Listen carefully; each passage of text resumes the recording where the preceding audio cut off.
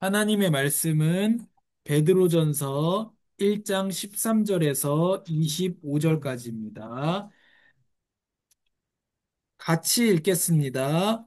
그러므로 너희 마음의 허리를 동이고 근신하여 예수 그리스도께서 나타나실 때에 너희에게 가져다 주실 은혜를 온전히 바랄지어다. 너희가 순종하는 자식처럼 전에 알지 못할 때에 따르던 너희 사욕을 본받지 말고 오직 너희를 부르신 거룩한 이처럼 너희도 모든 행실에 거룩한 자가 되라. 기록되었으되 내가 거룩하니 너희도 거룩할지어다 하셨느니라.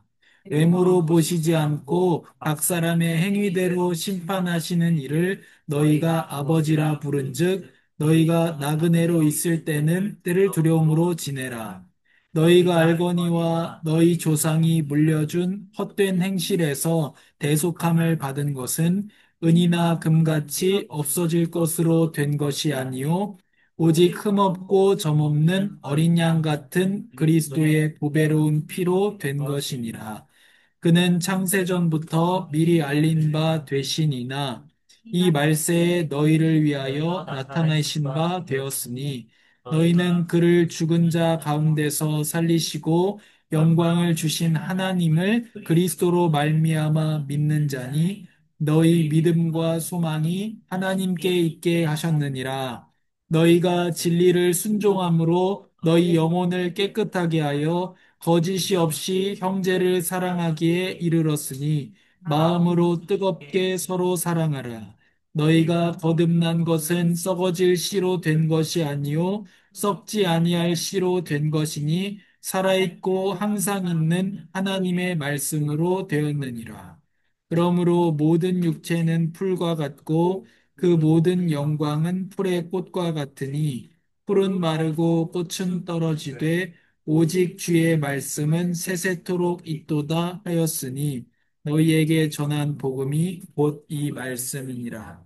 아멘. 하나님 감사합니다. 세세토록 있고 영원히 있는 하나님의 말씀을 알고 따르고 그 말씀을 하나님께서 지키실 것을 믿으며 우리가 말씀을 따라 살아가며 말씀을 증거하는 삶과 우리의 입술이 되도록 성령께서 도우시고 빛을 비추어 주시옵소서. 예수님의 이름으로 기도합니다. 아멘.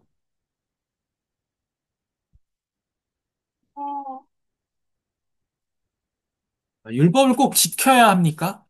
이 제목입니다. 율법을 꼭 지켜야 될까요? 이런 내용입니다. 기독교가 율법 조문의 종교라고 사람들이 알고 있습니다. 맨날 하는 얘기가 뭐예요? 교회에서? 해도 되냐? 안 되냐?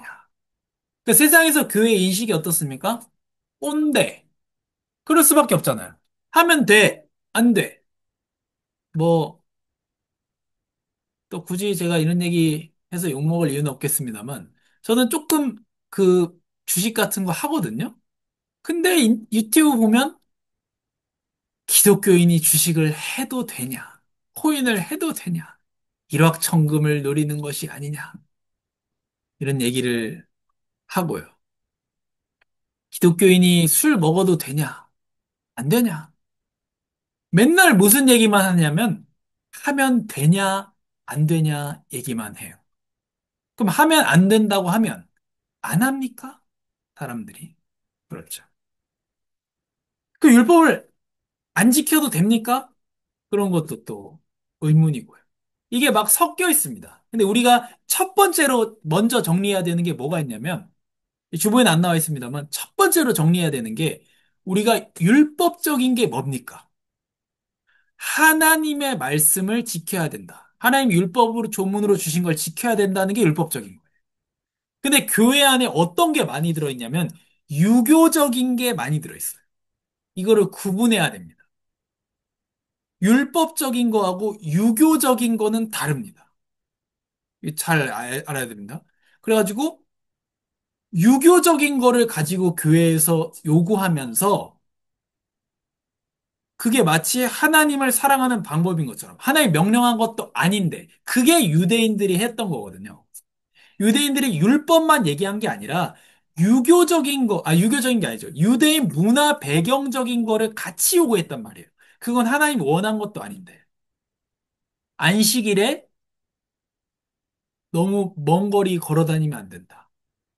안식일에 뭐 이거 하면 안 된다. 그런 거는 다 유대인들이 율법에 덧붙여서 만들어낸 거거든요. 그래서 그런 어떤 기독교라고 하면 그런 답답한 이런 것들로 사람들이 많이 인식을 하고 있고, 교회에서 그렇게 합니다, 실제로. 그렇죠? 당연히 그러나 막 살아도 되는 건 아니겠죠. 근데 여기서 몇 가지 키워드들이 있습니다. 첫째, 문신하면 됩니까? 안 됩니까? 안 됩니까? 문신하면 될까요? 안 될까요? 안 돼요. 자, 이게 유교적으로 안 되는 것인지, 하나님 말씀에 안 되는 것인지, 하나님 말씀에 의하면 문신하면 될까요? 안 될까요? 안 되려면 문신이 성경에 나와야 되는데, 문신이 성경에 나올까요? 네. 나와요. 오, 역시. 많이 크셨는데, 나도. 문신이 성경에 딱 한 군데 나옵니다. 근데 거기 뭐라고 나오냐? 죽은 자에 대한 기념 표식을 몸에 새기지 말라고 얘기해요. 그럼 여기서 얘기하는 문신은 어떤 거예요? 조상한테 뭐라 그러죠? 제사상 차려놓고 절하는 차원의 느낌인 거예요. 조상신을 섬기기 위해서 새기는 문신이에요. 지금 요즘에는 거의 없겠습니다만 식인을 는 경우가 있잖아요. 사람을 먹는 그런 그런 경우에 여러 가지 이유로 먹습니다. 첫째는 전쟁을 하고 나서 이 전쟁에서 패배한 상대방을 모욕하기 위해서 먹는 경우가 있고 또 내가 존경하는 사람이 죽었어요. 그러면 그 사람의 시체를 먹는. 그래서 그 사람의 지식이 나한테 들어온다는. 그 사람의 용맹함이 나한테 들어오고. 그러니까 우리가 단순히 안 된다가 아니라 그 원인이 있다는 거예요. 그래서 여기서 문신을 하지 말라의 맥락은 조상신을 섬기지 말라는 맥락이에요. 그래서 잉어나 용이나 이런 뭐 나비를 그리든 글자를 쓰든 뭐 상관은 없는 겁니다. 사실은. 근데 우리가 성경 율법이 그렇다는 것이 문화적으로는 당연히 좋은 건 아니기 때문에 안 해야겠습니다만 근데 이런 건 있습니다. 그 우상숭배로서 하지 말라는 거잖아요.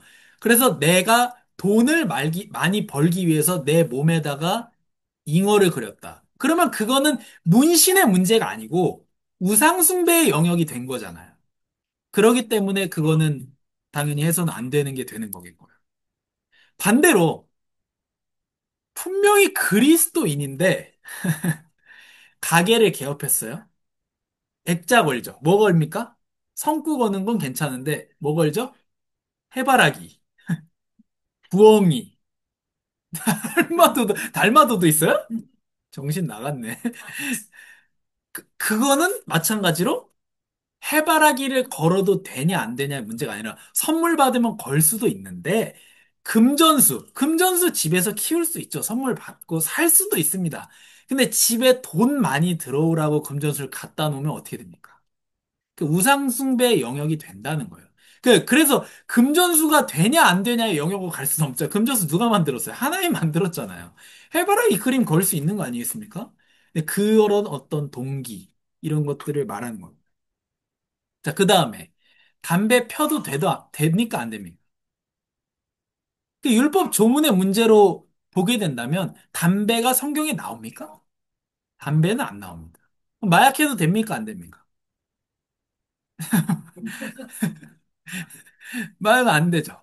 그 성경에 마약이 나옵니까 그러면? 안 나옵니다. 그러면 안 나오는 건 다 해도 되는 겁니까? 이게 또 여기서 이제 막 찌빙글리 얘기가 나오고 이러는데. 자, 성경에 바이올린이 나옵니까? 바이올린은 안 나오죠, 성경에. 바이올린 나올 리가 없죠. 없으니까. 근, 근데 보세요. 그러면 지구상에 존재하는 모든 거를 해도 되고 안 되는 걸 성경에 넣을 수가 있습니까? 없죠. 지금도 두꺼워서 안 읽는데. 지금도 두꺼워서 안 읽는데 넣을 수가 없죠. 근데 루터는 이렇게 생각한 거예요. 바이올린이 성경에 안 나오니까, 피아노가 성경에 안 나오니까, 그러면 이거는 원리를 해치지 않는 선에서 해도 된다고 본 거예요. 그래서 루터 교회에서는 음악이 굉장히 발전한 겁니다. 안 나오니까. 하지 말라고 안 했으니까. 근데 쯔빙글리는 어떻게 생각한 거냐면, 안 나오니까 해서는 안 된다고 생각한 거예요. 그래서 그 사람이 만든 교회에서는 교회 음악이 굉장히 아주 검소하고 아주 약한 겁니다. 교회 음악이. 피아노도 필요 없다. 목소리로만, 아카펠라로 목소리로만 찬양하고. 이런 분위기로 가게 되는 거예요. 최소한의 악기로. 최소한의 음계로 해야 된다. 이렇게 가는 거죠. 이게 어떤 그런 문제인데, 어, 담배는 성경에 안 나옵니다. 근데 원리적으로 봤을 때 세 가지 이유로 하면 안 됩니다. 성도가. 첫 번째 이유는 뭐냐면, 몸에 해롭기 때문입니다. 하나님은 우리가 몸을 해치는 걸 원하지 않습니다. 그럼 단 거 먹는 것도 마찬가지 아닙니까? 맞습니다. 마찬가지. 그런 차원에서입니다. 첫째. 두 번째는 뭐냐면, 사회적으로 요즘은 뭐 워낙 다 피니까 그런데 기독교인이 담배 피는 게 지탄의 대상이 될 수 있습니다. 그게 그 사람들이 틀리게 생각하든 말든 그거는 뭐 그 사람들의 영역이지만 실제로 그 사람들이 저 사람 믿는데 왜 하지? 예를 들면 이런 겁니다. 제사상에 올라간 음식 기독교인이 먹어도 됩니다. 근데 같이 먹는 사람 중에서 거기에 대한 의문을 품는 사람이 있으면 먹으면 안 돼요. 그러니까 실제로 먹어도 되는데 그냥 음식이니까 감사함으로 먹으면 됩니다. 기도하면서. 하나님 감사합니다 먹으면 되는데 누가 너 기독교인인데 왜 제사상에 있었던 음식 먹어? 그러면 안 먹어야 돼요. 이런 거. 근데 제일 중요한 원인 세 번째 이유는 뭐냐면 의지의 대상이 되기 때문에 그래요. 저도 한 3년 정도 담배를 폈거든요. 잠깐. 19살 때부터 군대 가기 전까지 담배를 폈는데 그 휴가 나와서도 피우고 그랬는데 모르셨죠? 근데 진짜 열받은 담배 피는 사람, 진짜 열받을 때 어떻게 하세요? 예수님이 생각나지 않더라고. 한 대 피면 살만해. 그래서 군대에서 담배를 못 끊는 거예요. 내가 진짜 스트레스 받았는데, 예수님이 아니고, 한 대 폈으면 하는 생각이 간절한 거 있잖아요. 피면 어때요? 그리스도. 그게 제가 담배를 끊은 가장 큰 원인이에요. 나의 그런, 내가 하나님께 기도하는 부분이 아니라 거기로 연결된다는 거. 그건 원리입니다. 근데 그거 가지고 다른 사람 뭐 하니 많이 할 필요도 없는 거고요. 술 먹어도 됩니까? 안 됩니까? 이런 거거든요. 근데 우리가 하나님의 이유를 알아야 됩니다. 하나님 뭘 원한다고요? 우리 몸이 상하지 않는 걸 원한다고요. 근데 우리가 자꾸 이유는 몰라요. 말씀의 이유는 모르고 분명히 뭐라고 말씀했습니까? 너희의 행복을 위한 명령이라고 했어요. 근데 그거 가지고 따지기만 해요. 너 아플까 봐. 그러니까 2살, 3살짜리 애기예요. 약 먹이면 어떻게 합니까? 엄마가 나를 싫어해서 이렇게 맛없는 걸 먹이는 거예요. 그러니까 인식 수준이 2살, 3살인 거예요. 어른이 됐어. 위험할까 봐 못 가게 하죠. 그러면 어떻게 합니까? 내를 싫어해서 저기를 엄마가 저 즐거운 곳을 못 가게 하는 거. 그게 3살 수준이잖아요. 그러니까 우리가 하나님이 율법을 주신 이유와 원인을 모르게 되면 하나님을 의심하게 됩니다. 왜 못하게 해? 그리고 자꾸 답답해지고요. 하나님이 어떻게 돼요? 껄끄러워져요. 왜냐면 자꾸 이것저것 하지 말라 하거든요. 근데 나는 그거 안 하면 살 수가 없는데 자꾸 이렇게 됩니다. 자, 기독교인 하면 생각나는 또 율법 키워드 뭐 있습니까? 혼전순결 있죠. 혼전순결. 네, 자, 제가 묻겠습니다. 혼전순결이 중요합니까? 아니면 혼후순결이 중요합니까?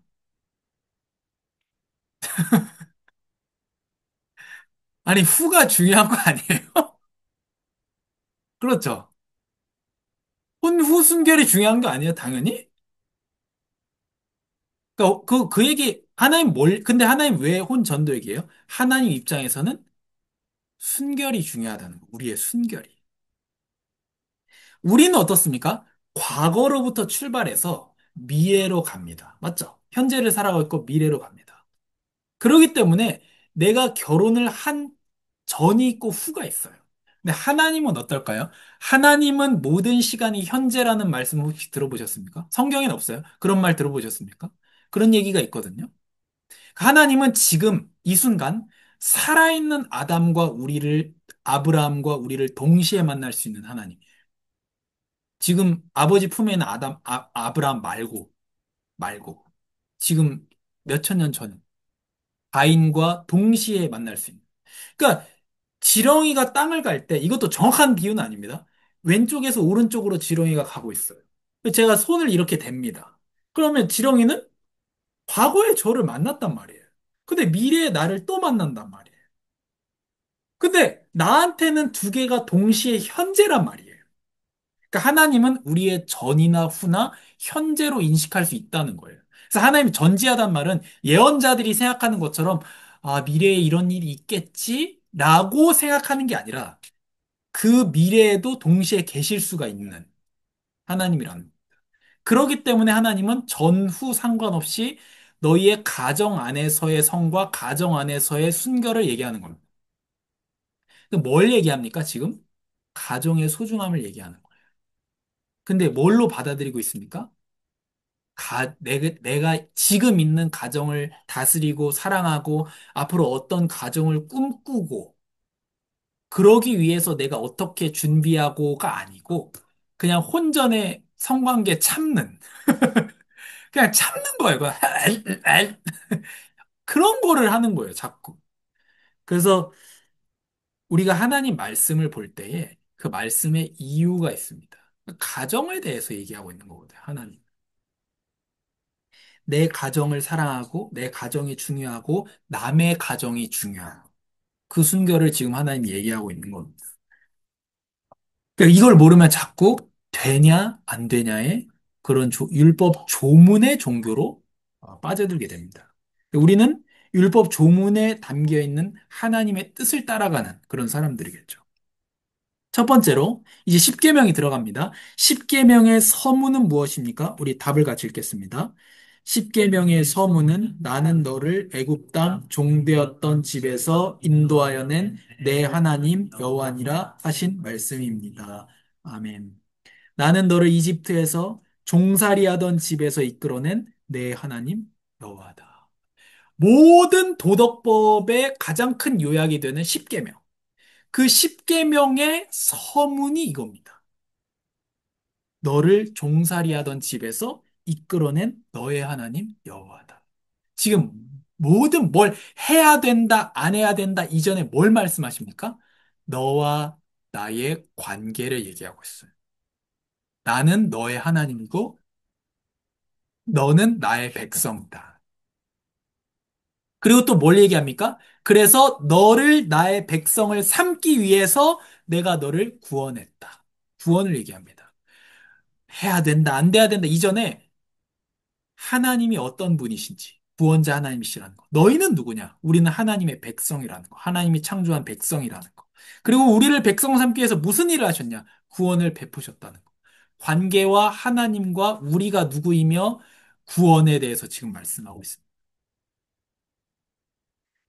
그래서 두 번째로 십계명의 서문은 우리에게 무엇을 우리에게 가르칩니까? 같이 답을 읽겠습니다. 십계명의 서문은 하나님께서는 우리의 주님이시고 우리의 하나님과 구속자이심으로 우리는 그분의 모든 계명을 지켜야만 한다는 것을 우리에게 가르치십니다. 그래서 이유에 대해서 말하고 있는 거예요. 왜 지켜야 되는가? 왜 하나님의 말씀을 따라 살아야 되느냐?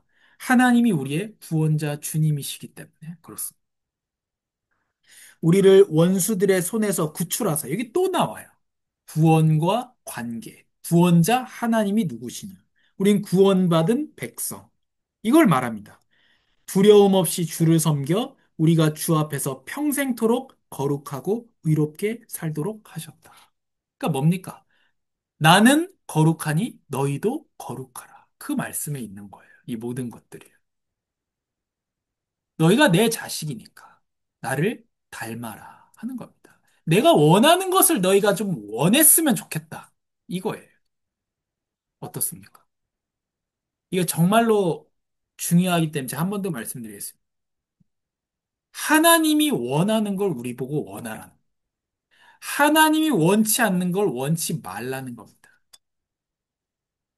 그게 하나님 우리에게 주문하시는 겁니다. 여러분을 부르신 분이 거룩하신 것처럼 여러분도 모든 행실에 거룩한 사람들이 되십시오. 기록되기를 내가 거룩하니 너희도 거룩하라 라고 하셨습니다. 이게 율법입니다. 우린 율법 폐기를 주장한 사람들이 아닙니다. 율법은 예수 그리스도 안에서 완성되었습니다. 근데 율법은 왜 사람에게 저주입니까? 율법 저주라 그래요. 율법의 저주에서 우리를 속량했답니다. 왜 율법은 저주입니까? 율법 자체가 문제가 있는 게 아니라 누구에게 문제가 있어요? 우리에게 문제가 있어요. 사랑을 요구하고 있습니다, 율법은. 근데 지킬 역량이 안 돼요. 거기서 문제가 생기는 거예요. 그래서 여러분이 해방된 것은 은이나 금같이 썩어질 것으로 된 것이 아니요 오직 흠도 없고 점도 없는 어린 양 같은 그리스도의 보배로운 피로 된 것입니다. 그래서 하나님께서 우리에게 부당한 요구를 하는 게 아니라 사랑이라고 하는 정당한 요구를 하는데 우리는 그 정당한 요구도 지키지 못할 때에 예수 그리스도를 보내주셔서 그 정당한 요구를 지킨 것처럼 여겨준단 말이에요. 예수님이 그 요구를, 율법의 요구를 다 이루셨기 때문에 그렇습니다.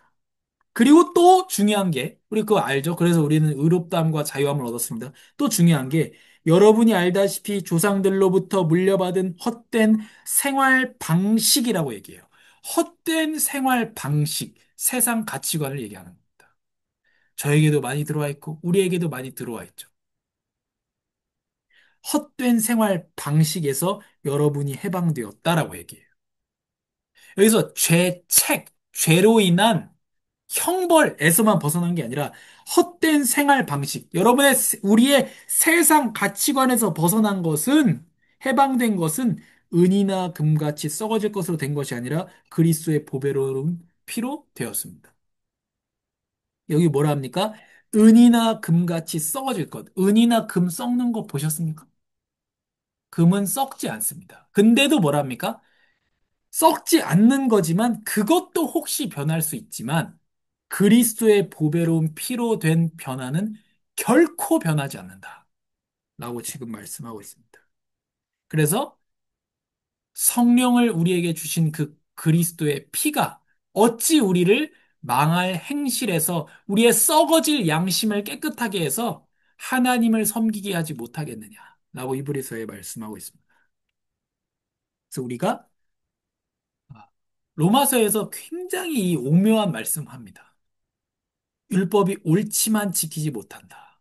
그래서 형벌을 받는다는. 그런데 율법으로 구원을 받은 사람이 아니라 은혜로 구원을 받은 사람은 율법에 담겨 있는 하나님의 뜻을 이룰 수 있는 변화가 일어난다. 그러니까 꼭 지켜야 되는 사람은 못 지키고 기쁜 마음으로 지키게 된다는 겁니다. 아주 묘한 얘기입니다. 아주 묘한 얘기예요. 안 지키면 벌 받는 사람은 지킬 형편이 못 돼요. 근데 은혜를 받았어요. 율법이 아니라 지켜서가 아니라 은혜를 받은 사람이 은혜를 받았기 때문에 기쁜 마음으로 말씀을 따라간다는 거예요. 결론으로 그래서 율법을 주신 하나님의 뜻을 알고 사랑하라입니다. 하나님을 사랑하고 그 사랑 안에서 다른 사람을 사랑하는 겁니다.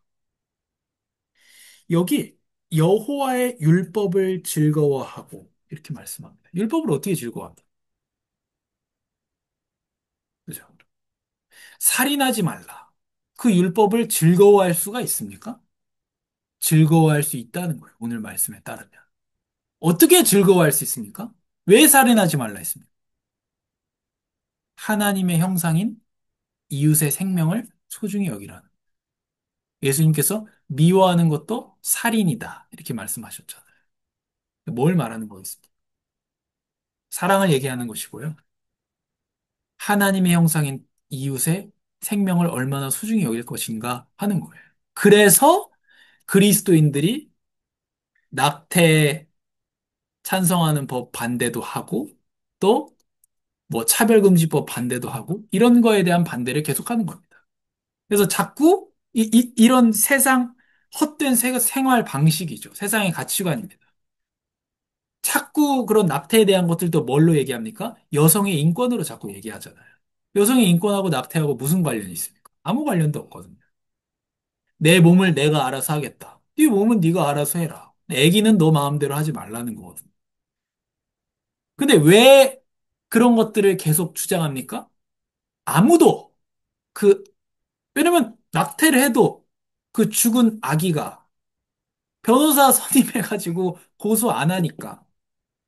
그래서 목사들이 얘기하고 기독교계에서 낙태하면 안 된다라고 얘기하는 게 뭐겠어요? 그 아기를 대신해서 변호하는 거예요. 그 아기는 말을 못하니까, 못하고 죽었으니까 그렇게 하면 안 된다고 변호하는 겁니다. 말 없는 사람을 위해서. 그게 성경 말씀을 따르는 거거든요. 말 못하는 사람을 위해서 대신 신원하라, 변호하라고 하나님 얘기하셨거든요. 시편에. 그래서 이런 것들이 살인하지 말라 하는 계명 안에 녹아들어 있는 겁니다. 그것들을 우리가 즐거워할 수 있는 거죠. 아, 하나님 우리를 사랑해서 이런 말씀을 주셨구나. 시편 1편 1절에서 3절 우리 같이 읽겠습니다. 복이 있는 사람은 악한 사람들의 꾀를 따라가지 않고 죄인들의 길에 서지 않으며 남을 업신 여기는 사람들과 자리를 함께하지 않고 오직 여호와의 율법을 즐거워하고 그 율법을 밤낮으로 깊이 생각하는 자로다. 그는 시냇가에 심은 나무가 계절을 따라 열매를 맺고 그 잎이 시들지 않는 것처럼 하는 일마다 모두 잘 되리라. 되나요? 잘 되리라. 그래서 율법을 묵상하다 보면 그 안엔 사랑의 요구가 있고요. 우리가 이루지 못하는 그 사랑의 요구를 이루신 예수님이 있고요. 그 율법을 진정으로 완성하게 하신 예수님이 그 안에 있습니다. 그래서 율법을 주야로 읊조리고 작게 말하고 성경을 소리내어 읽는 게 중요하죠. 작게 말하고 기도하고 그 율법을 밤낮으로 깊이 생각하는 사람이 의인이고 복이 있는 사람이다. 라고 말씀합니다. 그 사람은 하는 일마다 모두 잘 되리라 약속하셨습니다. 우리 한 주간 이 말씀 묵상하면서 살기를 바랍니다. 하나님 감사합니다. 단순히 율법 조문을 넘어서서 그 속에 있는 하나님의 법리를 알고 하나님의 통치를 알고 하나님의 사랑의 이유와 주문을 알고 우리 행복을 위한 명령을 주신 하나님을 보게 하여 주시옵소서. 율법을 묵상하면 묵상할수록 계속 묵상하고 읊조리게 하시고 율법을 묵상할 때에 그 속에 있는 하나님의 선하신 뜻과 또 선하신 하나님을 우리가 발견하게 하여 주시옵소서.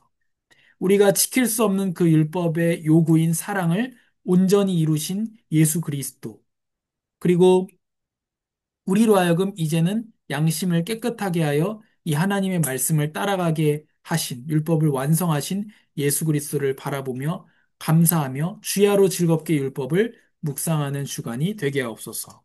그때에 복 있는 사람으로서 아, 철마다 열매를 맺는 모든 일이 잘 되는 우리의 삶이 되게 하옵소서. 예수님의 이름으로 기도합니다. 아멘.